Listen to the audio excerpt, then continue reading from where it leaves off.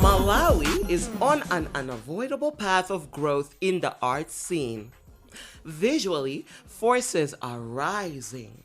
Musically, its originality is hastily becoming an imprint. Writers are scribbling brilliance for exposure and authenticity, to name the least. With a massive excellence in budding art comes the need to explore avenues that will in turn benefit the artist. My name is Miss Mbumba, and this is Art and Money, a program proudly funded by the Copyright Society of Malawi, COSOMA. Join us. Have a seat.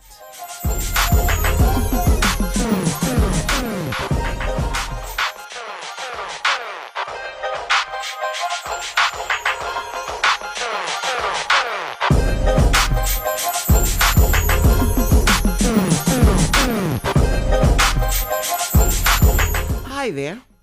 We've unraveled the journey into understanding how money can work for artists. Our first episode was very enlightening and definitely a gateway to so much more eye-opening information that you can use on a daily basis. This week, we would like to get in-depth on exactly what money is and how it works. Let's try to understand money in relation to business and art.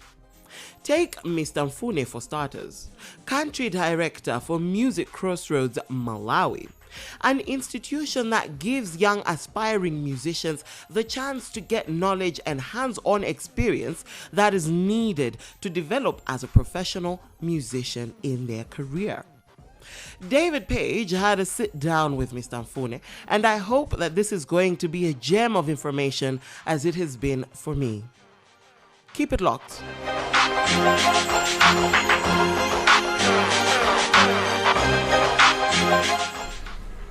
What sort of lessons or classes do students at Music Crossroads Malawi learn about music? Is it, because I think for most Malawians, art in general, music is seen as a hobby, but not something that is actually beneficial. So what sort of like trainings do the students that are at Music Crossroads learn in terms of the business side of music? Okay, yeah. Thank you very much for that question. You know, music is played, performed, understood, you know, in different ways. Some people play music just because they want to uplift their souls, you know, spiritually. Others, it's a healing process, you know, it's a therapy. You know, they are depressed, you know, they want to listen to some good music that can raise up their spirits. In that way, I don't think there is money involved. But of course, when you are down, you cannot do something that can bring money. But when you are up and active, you know, and the music can make you to be up and active. You are able to go out there and, you know, do some economic activity. So of course there could be a link there, but it's not that direct. While others, they want to take music as a career, so that they earn an income that they can support themselves and their families, bring food on the table. Yeah. Others, it's purely business. You know, they may not be musicians, yeah, but they want to do business around music. So, could be a music promoter, or somebody introduces a festival, you know, or somebody wants to manage an artist, you know, just to make money out of music activities.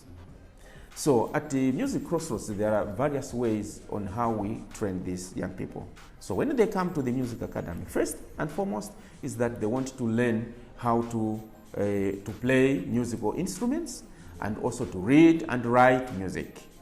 But then the situation changes, because now once they know how to play, how to sing, how to do everything as a musician, they want to be on stage. right? To perform to the audience. That moment when you want to be on stage already, it starts to tell you that I need transport, which you as a musician, you need to pay for because you have to travel. I need music equipment. If you don't have, you must hire, right? Money is involved to use the equipment on stage. You need to be presentable, so you need to dress up nicely. You know, that requires money. So that moment when you start to be on stage, then you have to start to talk about money. So Music Crossroads trains these young people that, you know, as a musician, you will be required to be, to be a professional one. You will be required to be presentable. You will be required to know to play the instruments. This is how we do it. And so you are going to incur costs. And who is going to pay for those costs? It must be the person who has come to consume your music. Then now big questions must be asked. How does that person come to consume my music? You have to package. You have to bring it as a package, right?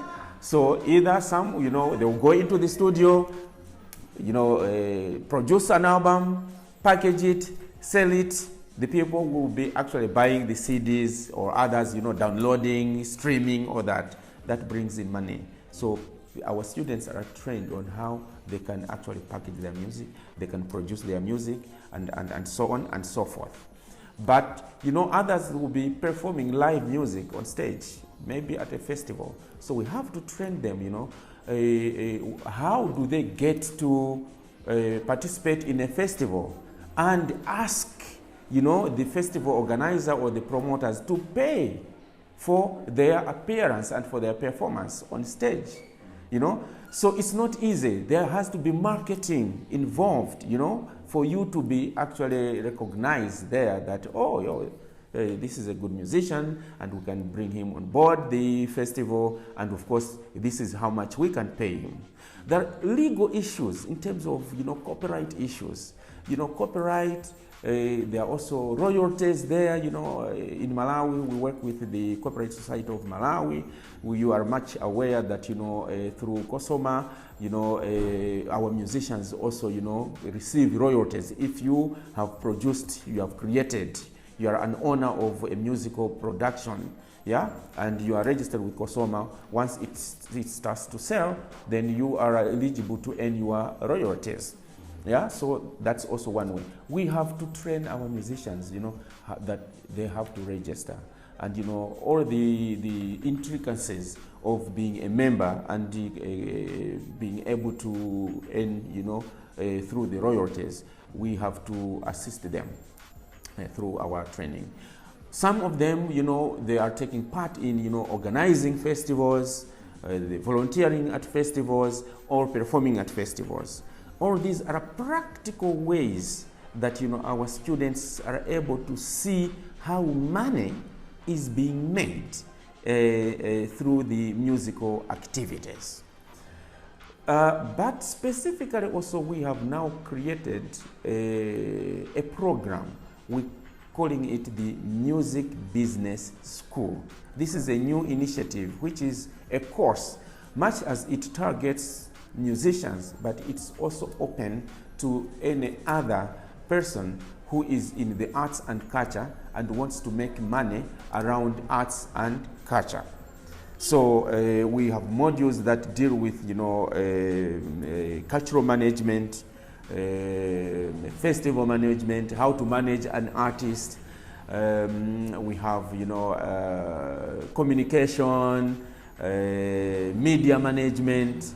We have the copyright law there. We have arts marketing. You know, these are modules that we train our students in the music business school. And then they also have the practical part, you know, where they are given assignments either to be involved in managing a festival. Like the Pakonde Festival that is coming by Music Crossroads, it will be managed by our students and also students in the music business school.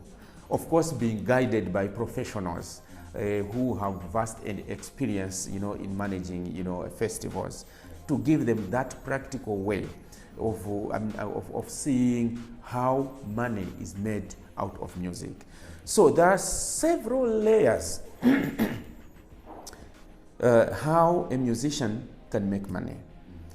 And Music Crossroads Academy opens up the horizon of its students to see you can be a performing musician on stage and wait for somebody to hire you. How if you are not hired? How about if you are not hired? You're telling me that you can't make money out of music? No, go into the studio, produce, put it online. People can stream it, can download it. You're earning money, okay? Go and register with Kosoma if you have created material. You earn some royalties there, okay? Yeah, so several ways, and that's what we are actually doing at Music Crossroads Academy. All right, I think you've touched on a few things that I also want to get into, and you've asked some questions that I hadn't even asked before. So I really like that. But you mentioned something about some of the artists that have gone through the academy and how well they're doing. Who are some of those artists, just for curiosity's sake? There are quite many. I can cite people like Chismo, that has been our student at Music Crossroads and is doing great work, and we're very proud of him. We can also talk of Dan Koviwa in Blantyre. He's doing great with his music production. He has been to Music Crossroads Academy, and he was also he was sent from here to participate in the MOVE program, the international exchange program in Norway, where I spent almost 1 year learning, and when he came back, he's quite prolific there. Jaco Jana, we can talk about, those, young people. We have Martin Mumba, in Area 24, he's producing a lot, it's quite many that we can talk about. These ones are just within the Music Crossroads Academy. But as Music Crossroads, so I would tell you that, we started to work with Wende participating in Music Crossroads activities right way back in 2002, thereabout, in Zuzu. So those are some of our products, Wende Harawa that I'm talking about. We've worked with Lulu, we've worked with Sale Nyundo, we've worked with Skefa. These, almost all of the members of the Real Sounds band are actually, babies of Music Crossroads programs in Malawi. So we're coming from that era of training, informal way of training to the formal way of training, because initially we didn't have a music curriculum. We didn't have professional teachers doing, like we're doing in the Music Academy. But we had a different approach, which was an informal way of training through festivals, workshops, and competitions. And we uncovered, I should say, a lot of the potentials that were there. Goma Nyondo, those are, some of our proud, products that we have. Isaiah Fossey, the Conga Tuonge Hango, there are quite many that we can talk. I'm sure that most of the current crop of the Lulus, the Skevas, that is Music Crossroads contribution. We wouldn't say that we are everything about them, but we said we contributed. And also, we kind of raised, the consciousness and the awareness of the potential musicians and the musicians. Amos Mlolowa in Blantyre, is one also of our our proud products for having participated in music Crossroads festivals and competitions and winning at that level, and then also was part of the Mafirika band, which comprised of people like Amos Mulolowa, Ernest Ikwanga, Sam Mjura Mkandawire, and Mafirika band was was created, to participate in Music Crossroads, program, and they won and went on to tour the Netherlands, and I am very proud because I was with them on tour in the Netherlands almost 1 full month, and when they came back, so you know how much Amos Mulolowa has grown now. It's big. NSC Kwanga is now in Switzerland, still continuing to perform and impact there. Juram Kandawire, you all know what he is doing, with lots of other musicians that he has worked with, big artists. So yeah, that's one of the impacts that Music Crossroads has had. It's massive. Yeah. So what do you think in general of the music industry in Malawi, and are we heading in the right direction? Yes, my dear, we are heading in the right direction. There is no wrong direction. Okay. When we were starting as music Crossroads activities, the musical landscape was not as it is today. Very few musicians were able to drive or even to own a house. Very few musicians went outside Malawi on tour. Fewer musicians from outside knew about Malawi. But now we have festivals in Malawi. There were no festivals then. Tell me which festival? Yeah, in 2002 in Malawi, music festival. Yeah? Between that time, it was Music Crossroads festivals that were happening, in the regions in Malawi. But now, yes, we have the festivals because we have bands that were created through Music Crossroads as well. And these bands have been solid now. So when Lake of Stars came in, at least there were bands who could actually be signed up, to perform there. And we have gradually been raising the quality. There were fewer people who owned music equipment. Then it was a struggle. If you're doing, a festival in Blanda, it was struggle. You have to go collect a speaker, and collect an amplifier from someone else, bring those things together, right?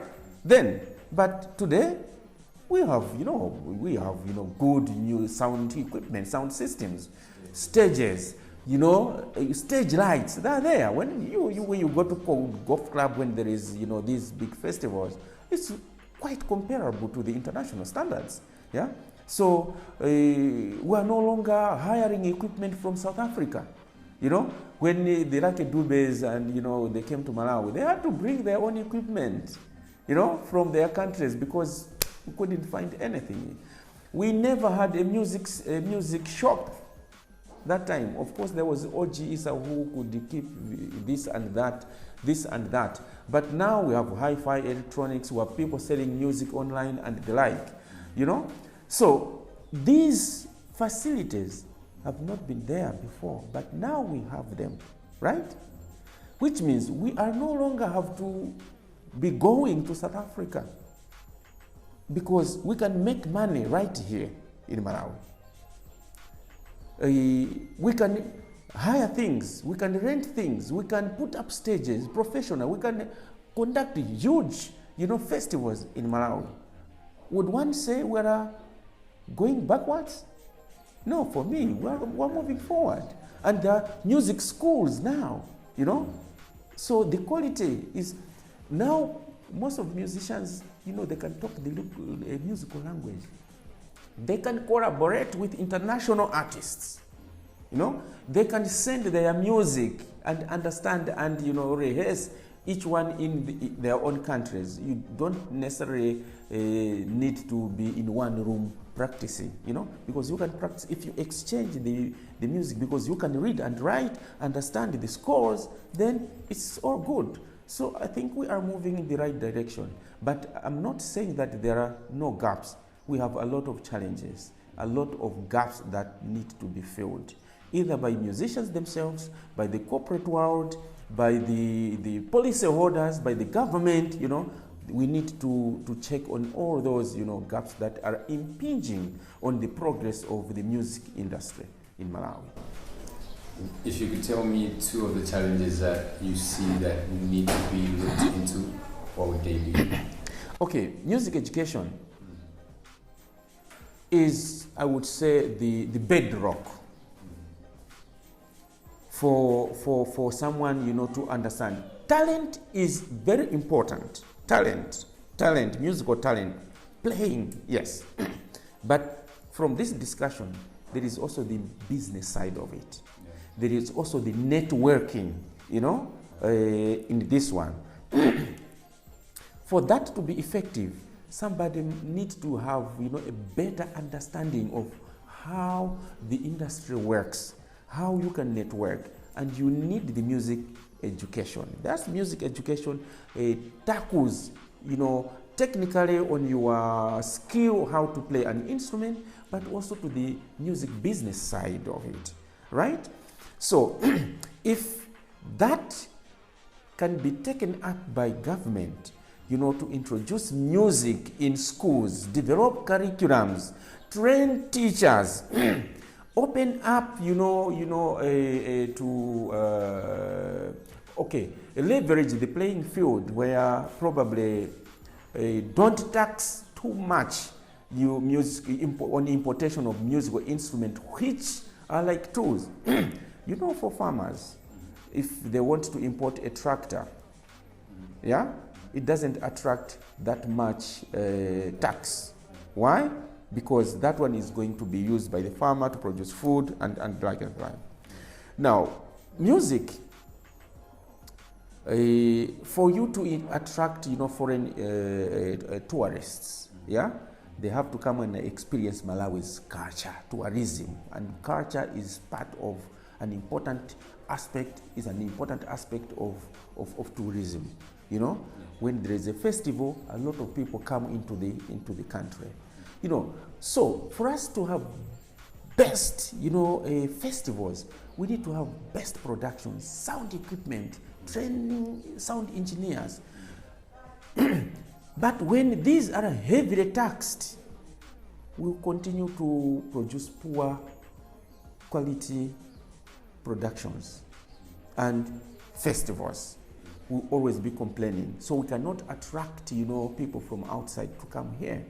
So what I'm saying is that, government must show greater interest in this creative industry, where is the burden of people who want to import musical equipment, so that we can improve the industry, the music or arts industry, or the creative industry in general, and we'll raise the bar where even internationals will say, in Malawi, those guys are not playing. Deliberate actions. In Lilongwe, we don't even have, a public space for performances. You go to Zimbabwe, they have the Harare Gardens. You go to Zambia, they have Lusaka Gardens. Malawi doesn't have Lilongwe Gardens. People are going to golf club. Golf club is a private thing. So we don't have a tailor-made, huge, space where real, people can go out to show the potentials. We have to invade. Sometimes, people have to go to the botanic gardens. That's not space for, performances. So we're talking of these deliberate policies by government through either the city assemblies, the district assemblies, the various ministries of education, culture, to come in, to deal with that. There is at policy level also, there are some legislations which are not favoring the creative industry, We need, the creation of the Arts Council, which should be the link between the artists and the government, just like it is with the, Ministry of Youth and Sports. They have Malawi National Sports Council. They also have Malawi National Youth Council. Those are needed. We need Malawi National Arts Council as well, that bridges, that oversees, that regulates. These are important instruments if we are to move forward. I know that there are ways, there are movements that are actually lobbying on this, but I think we just need to say it and say it until this is done. Okay. I think my final question would be, what is your project with Kosoma under the fund that you've introduced? Yeah, so we are very proud of the initiatives that are taking place in Malawi through the Corporate Society of Malawi, who, of course, under the obligation, that are obligated by the Act that establishes the Corporate Society of Malawi, that they have to create a copyright fund. And at least now we know that there is the copyright fund and there is funds in that fund that are supporting projects by the cultural sector. Music Crossroads is a proud first beneficiary, among the first beneficiaries, of that fund through the project that we call Girls in the Arts project, where we bring together these young girls from different parts of Malawi, train them, and then they're able to showcase their products. So our project was looking at 3 categories: how we can have more female participation in the music industry. So the Girls in the Arts is actually trying to inspire more girls by giving them the necessary skills. So the training is on also how they can create, compose songs, and how they can arrange the songs, and then how they can play and present live on stage. So in this project, when we're in Zuzu, within 3 days, these 20 girls created 7 songs. They composed the songs right there, worked on them, arranged them with the support of the facilitators, of course, from the Music Crossroads Academy, and then staged them, presented them, and we had a concert. So far, we have had 3 concerts: 2 in Zuzu, one at Umuntu Space. The other one was a community show at Chiwavi Ground. And then the third one took place just a week ago in Lilongwe at Pakwatu Entertainment Center, Entertainment Hub, where there were directors of Music Crossroads from Zimbabwe, Brussels, as well as Mozambique. And it's so inspiring. It's quite an amazing that these 7 songs, they are not of low quality, they are of very high quality. And they are professionally done, professionally arranged. And this is by girls themselves. The performance on stage is by girls themselves. All the instrumentation is by girls themselves. In that way, we believe that we are able to make an impact in the sense that, female participation would be increased. And female empowerment within the arts and culture, is not only being talked about, but it is being seen, being practiced. And Music Crossroads is taking that championing role of having girls in the forefront to actually impact on the landscape of the music.